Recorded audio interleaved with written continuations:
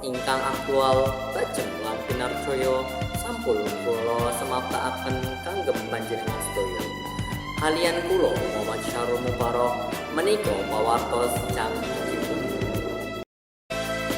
Setulan minggu 12 nganti 13 Oktober 2024 Pramuka SMK Negeri Tinggal Kalikondang nganakake kegiatan kanggo pahlawan Bima Sakti Drupadi utawa sing biasa diarani GWPD.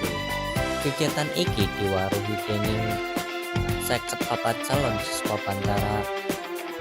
Tujuane dianakake kegiatan GWPD iki yaiku kanggo ngunggahake tingkatan calon Bantara dadi calon Bantara. Kegiatan dipun wiwiti kanthi pembukaan dipun lanjengaken materi saking pembimbing TKR saha TKC. Sasampunipun materi rampung dipun lanjengaken kalian dolanan lajeng nyumerepi api unggun saha joget. Esuke dianakake senam esuk supaya para peserta lan panitia luwih sehat lan semangat kanggo nerusake kegiatan petualangan. Sorene sawise kegiatan adventur dianakake penutupan lan penyerahan penghargaan Bima Sakti Drupadi paling aktif kang diraih dening Kavin Daniel Maulana lan Lingga Jaya Puspita.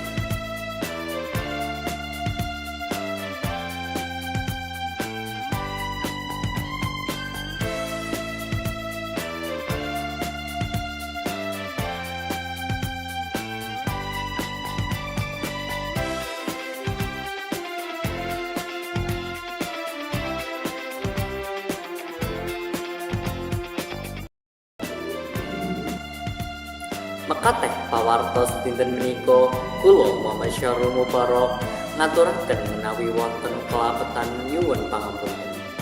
Arum kancane bangsa dumunung aning luhung ing budaya. Mugi rahayu ingkang sami pinanggih matur nuwun. Sugeng Enjing.